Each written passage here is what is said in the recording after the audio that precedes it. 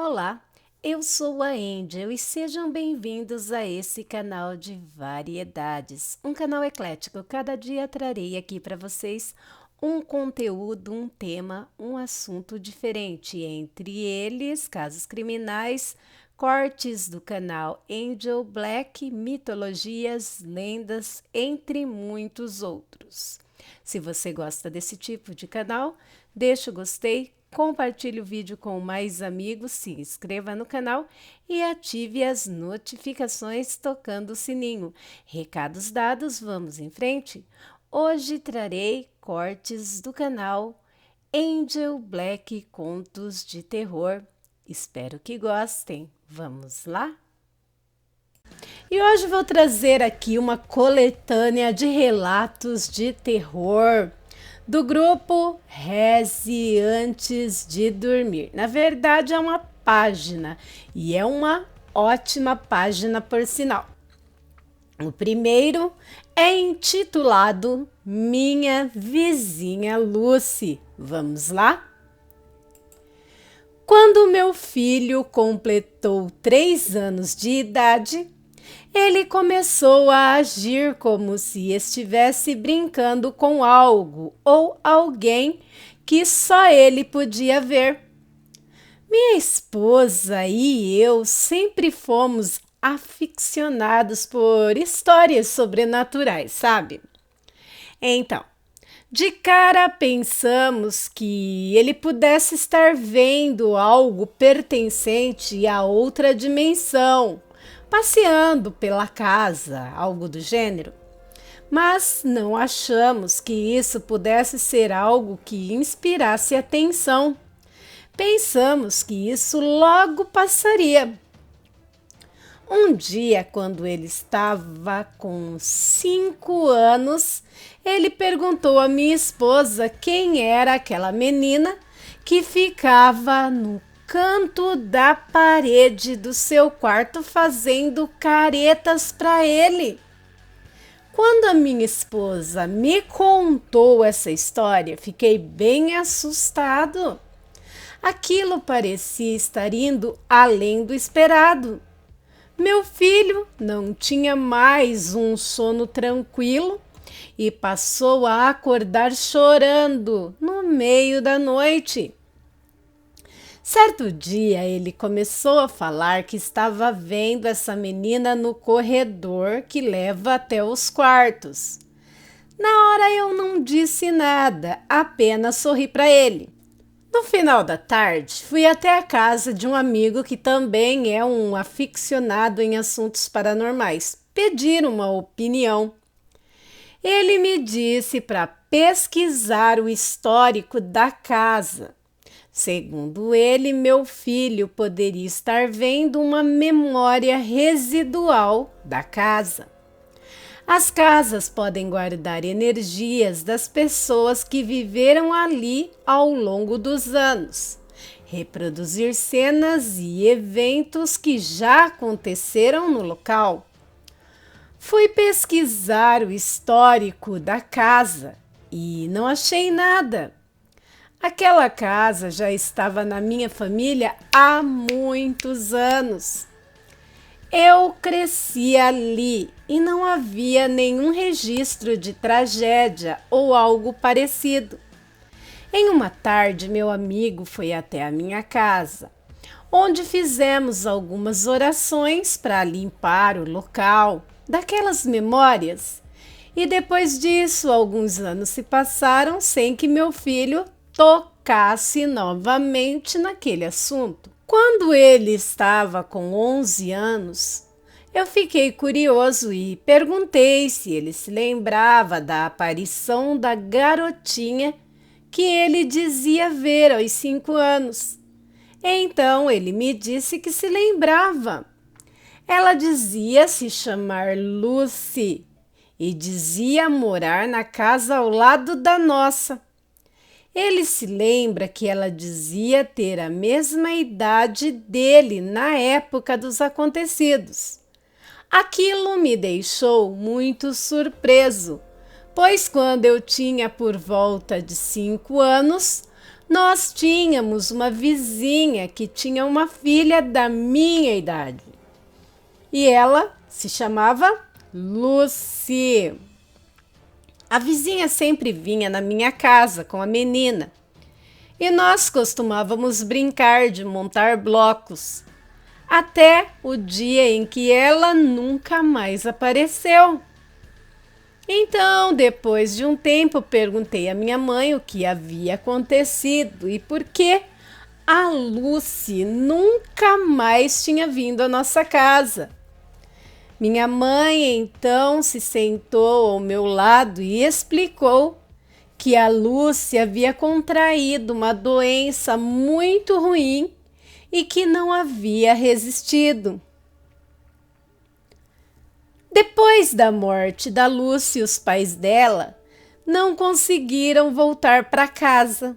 Tempos depois, parentes vieram buscar seus pertences, mas eles nunca mais voltaram ao local.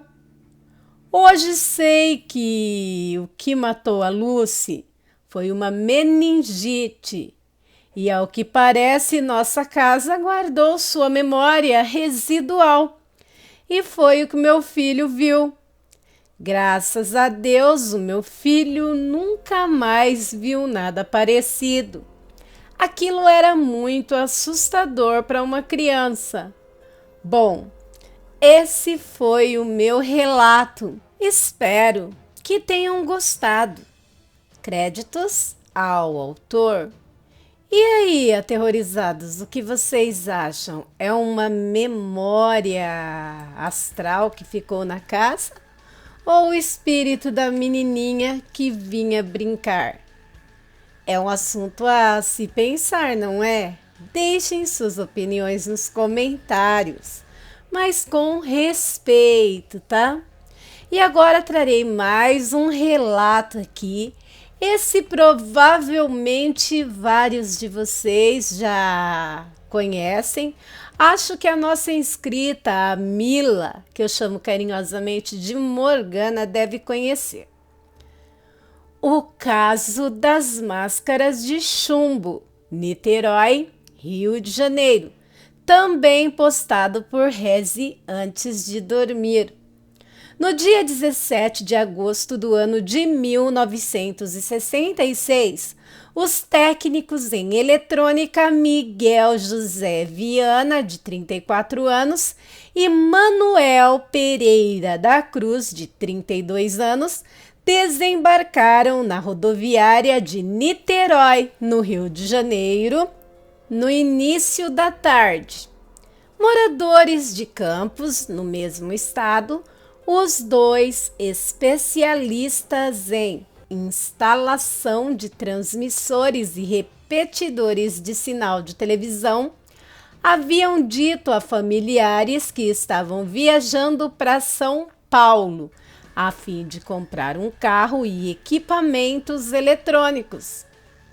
Miguel e Manuel saíram de Campos levando a quantia de 2.300.000 cruzeiros, cerca de $1.000, e fizeram o seguinte percurso. Visitaram o dono da loja de eletrônicos, Fluscop, compraram as capas de chuva e depois entraram em um bar nas proximidades do Morro do Vintém para comprar uma garrafa de água. Miguel e Manuel foram encontrados mortos no alto do morro no dia 18 de agosto, sem marcas de tiros ou facadas. Os dois traziam nas mãos estranhas máscaras de chumbo e o seguinte bilhete cifrado: 16 horas e 30 minutos, estar no local determinado. 18 horas e 30 minutos, ingerir cápsula. Após efeito, proteger metais, aguardar sinal, máscara. Foi o início de um mistério que persiste até os dias de hoje. Os corpos foram resgatados pelos bombeiros e levados para exame de necrópsia e toxicológico no Instituto Médico Legal de Niterói. O laudo saiu quase 2 meses depois, indicando causa indeterminada para as mortes. A polícia descobriu então que a dona de casa, Gracinda Barbosa Coutinho de Souza, dirigia seu carro no alto da Avenida 22 de Novembro, em Niterói, no mesmo dia em que os técnicos subiram o Morro do Vintém e viu um estranho objeto com luzes azuis e laranjas no local. Em Campos, a polícia descobriu que Miguel e Manuel haviam feito diversas experiências espirituais na cidade e estavam lendo livros sobre contato extraterrestres. O caso ocupou então as manchetes dos jornais e revistas do país. A imprensa divulgou que os dois teriam sido mortos durante o contato com extraterrestres, e a morte dos técnicos ganhou o interesse dos estudiosos de ufologia de outros países, como o francês Jacques Vallée. Um detalhe serviu para aumentar o suspense sobre o assunto. A maior parte do dinheiro das vítimas desapareceu. Várias hipóteses foram levantadas, desde suicídio involuntário, roubo seguido de assassinato e até mesmo morte por contato com extraterrestres. Mas a polícia nunca esclareceu o caso, que foi arquivado após 3 anos e ficou conhecido como o mistério das máscaras de chumbo. Hoje, 55 anos depois, autoridades revelam que, na verdade, o exame toxicológico nunca foi feito. Por quê? Porque as vísceras apodreceram no IML de Niterói. As famílias das vítimas nunca conseguiram saber o motivo das mortes e apontam falhas na investigação do caso. Até hoje, várias perguntas ficaram sem respostas. O que Manuel e Miguel foram fazer no Morro do Vintém? Que tipo de cápsula eles teriam ingerido? Onde foi parar o dinheiro que levavam? O que teria sido o objeto luminoso visto pela dona de casa sobrevoando o local? O que teria, então, causado a morte dos técnicos em eletrônica? Realmente, tudo isso é um mistério. Créditos, Noites de Terror. E aí, aterrorizados, qual é a sua explicação, ou melhor dizendo, a sua teoria para o caso desses 2 homens encontrados sem vida de forma extremamente misteriosa? Roubo, envenenamento, suicídio ou morte por entrar em contato com extraterrestres, alienígenas? Deixa aí o seu parecer no comentário, seja na área destinada aos comentários. Vamos para mais uma, também aqui da página Reze Antes de Dormir. Uma pergunta: o Conde Drácula realmente existiu? Se você respondeu que sim, acertou na mosca. Melhor dizendo, no morcego. Ele era um príncipe guerreiro impiedoso chamado Vlad III. Viveu de 1431 a 1476. Nascido na região da Transilvânia, na atual Romênia. Assumiu o trono da Valáquia, que fica ao sul dos Alpes transilvanianos, aos 28 anos de idade. Para defender o seu reino, matou mais de 40.000 turcos otomanos. O cara era sanguinário. A maioria dos seus inimigos foi empalada viva.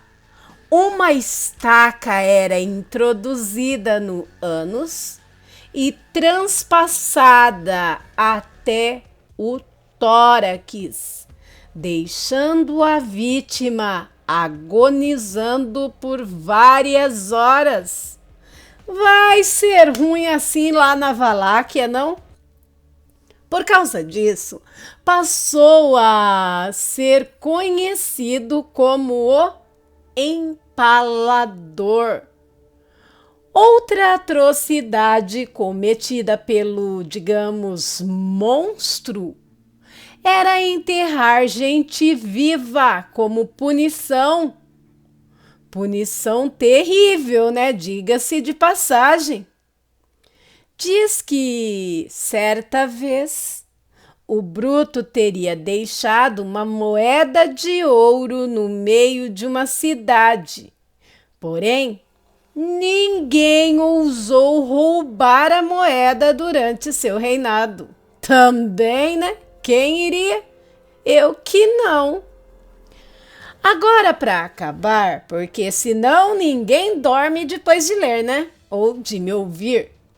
O Cramulhão teria convidado os seus inimigos políticos para um banquete. E durante o regabofe, seus soldados invadiram o local e empalaram todos. Reza a lenda que ele bebeu o sangue dos caras. Vá de retro! O nome Drácula foi aplicado a ele ainda em vida e significa filho dos dragões. Mas não há nenhum parentesco entre ele e a Daenerys Targaryen da série Game of Thrones, tá? Não sei nem se eu pronunciei correto, mas não tinha parentesco. A origem do nome vem do seu pai, Vlad Dracul, que pertencia a uma irmandade cristã, olha, a Ordem do Dragão, dedicada a combater os turcos. Não se sabe exatamente como tal Vlad Júnior, vamos dizer assim, morreu, mas acredita-se que ele tenha sido assassinado. Há especulações que teria sido decapitado após uma batalha contra os velhos rivais muçulmanos. E onde foi enterrado? Ninguém sabe, ninguém viu.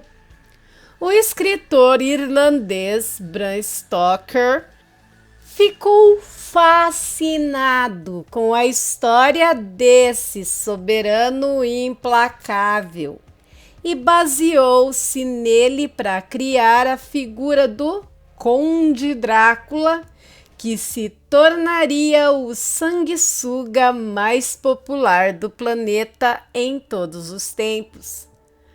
Agora, quando você assistir uma série sobre vampiros na Netflix, já sabe como surgiu a lenda. Autor Ronaldo Capra.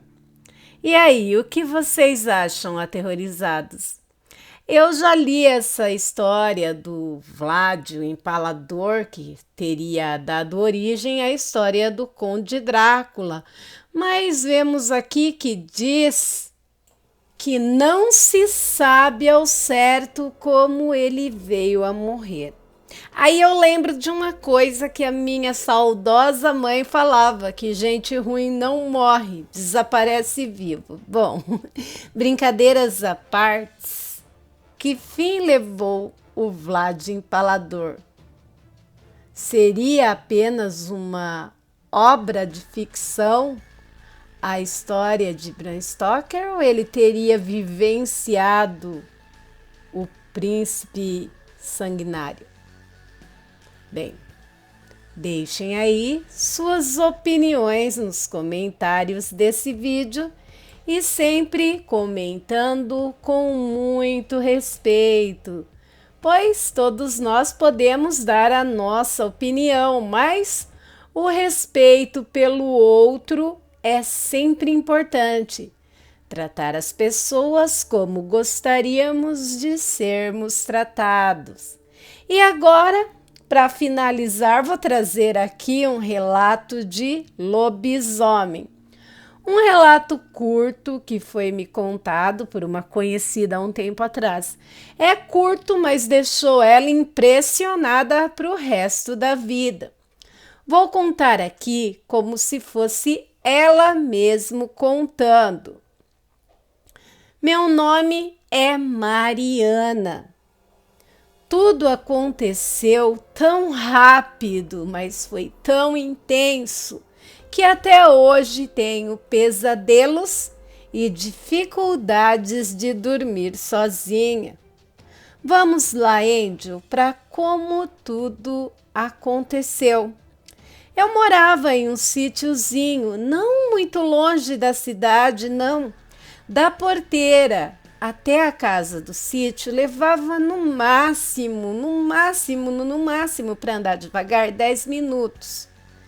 Então, eu ia sempre aos bailes da cidade e tinha amigos que me levavam até o portãozinho da minha casa e depois voltavam sozinhos. E durante nossos percursos eu nunca vi nada de sobrenatural. Aliás, vivi em sítios e fazendas e até aquele dia não acreditava em nenhuma história que minha mãe, meu pai ou minha avó contavam. E nesse dia não foi diferente. Meus amigos me levaram até o sítio, tomaram um café e voltaram para a cidade. Eu, toda feliz da vida, fui para o meu quarto, morava em uma casinha de madeira, tinha umas frestinhas, mas era acostumada. Tomei um banho para tirar o pó da estrada, o suor do bailão. Coloquei a minha camisola e deitei na minha cama para dormir, como eu sempre fazia, pedi a bênção do pai e da mãe.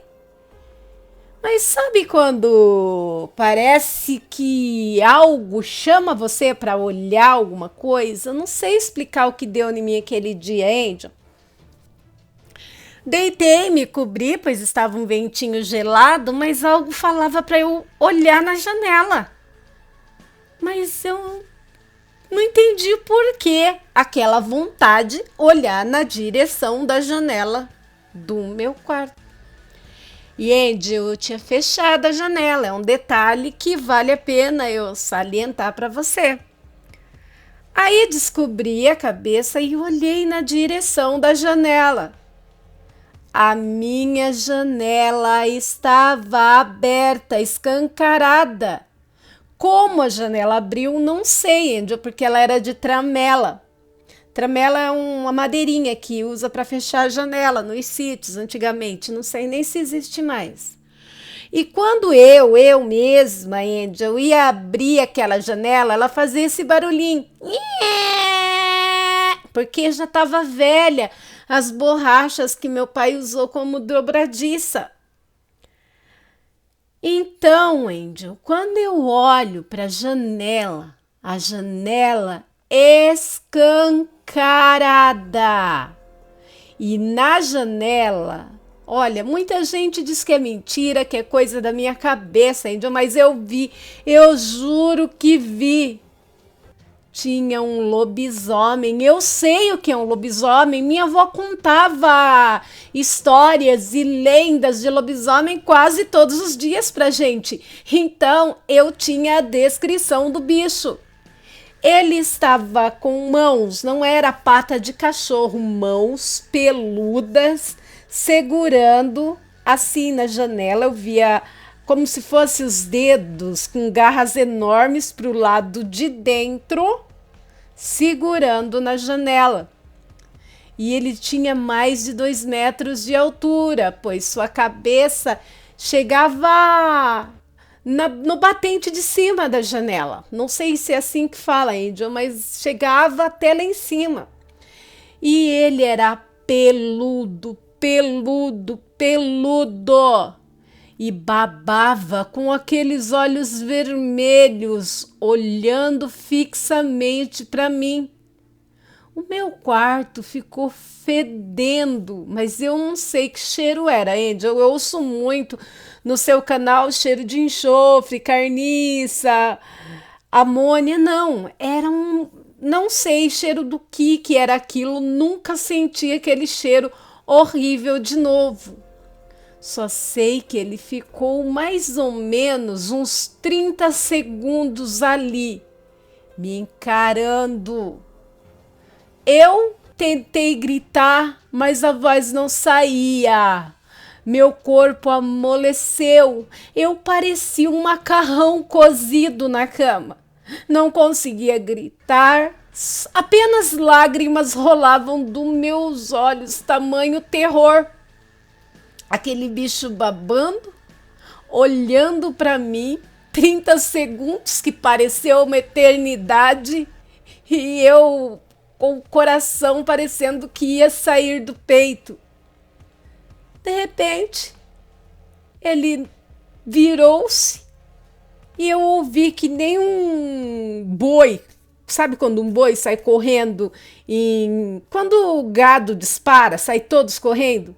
Então, parecia um boi correndo em disparada e sumiu. Demorei mais de 2, 3 minutos para conseguir controlar o meu corpo, que estava mole, mole, mole, mole, mole. Não fiquei paralisada, fiquei mole, molenga. Tanto que quando eu levantei para ir fechar a janela, eu caía. Minhas pernas estavam bambas. Angel, a janela toda babada. Chamei minha mãe, meu pai, mesmo com aquela baba grudenta ali. Meu pai disse ser coisa da minha cabeça. No outro dia, levantei cedo, estava tomando meu café, tremendo que nem vara verde, e fui para a cidade, né?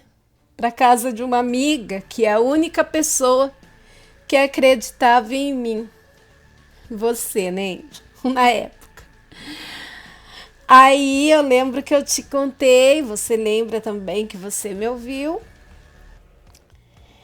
E naquele dia eu encontrei um dos meninos que foram levar eu no sítio, o Francisquinho. Nome fictício, tá, gente? E o Francisquinho disse para mim se estava tudo bem, se eu tinha dormido bem, se não tinha acontecido nada diferente aquela noite. E parece que ele deu um sorriso sarcástico. Essa é a parte que eu não tinha contado para você naquela época. Depois o Francisquinho foi embora para outra cidade e acabou morto na fazenda que ele trabalhava de maneira estranha. Nessa época, acho que foi em 99, o Francisquinho foi encontrado no meio do mato com 14 tiros de Winchester. Olha, metralharam ele. Acho que não foi só um homem, não. Deram uns pá de tiro de Winchester nele. E nunca soube quem matou, o porquê. Só que ele trabalhava de peão numa fazenda e encontraram o Francisquinho morto. Depois disso, peguei medo de fazer amizade, pois se as minhas suspeitas tiverem fundamento e o Francisquinho ser aquele bicho que me olhava na janela aquela noite, em quem eu poderei confiar? Hoje já estou com 48 anos, casei, separei, casei de novo, mas o meu medo nunca mais foi embora. Não consigo ficar sozinha e nunca mais duvidei das histórias dos antigos. Por mais fantasiosas que elas pareçam, só quem passa pelo que eu passei toma nome de louca, mentirosa, inventora de histórias, sabe o que é ter a sua história contestada. Obrigada por contar. Pode pôr como sua, Angel, porque eu prefiro me manter no anonimato. Saber lá que tipo de criaturas podem estar morando, vivendo conosco e nós não sabermos o que elas são na realidade. Agora a Angel aqui de volta. Então, quando ela me contou essa história a primeira vez, Aterrorizados, eu não sabia a parte do amigo que levou ela para casa. Na verdade, ela foi com uns 4, 5 amigos, entre meninos e meninas. E esse, que chamei aqui de Francisquinho, era um desses amigos. E eu não sabia que ela sabia, né? Porque a pessoa sabe que o lobisomem que ela viu era ele. E aí, o que vocês acham, aterrorizados? Se você quiser ter a sua história contada por mim aqui, envie. Vai ser uma honra contá-la. E aí, o que acharam dos relatos? Deixe o gostei, compartilhe e se inscreva no canal. Bem, por hoje é só. Fiquem com Deus e até o próximo vídeo. Bye!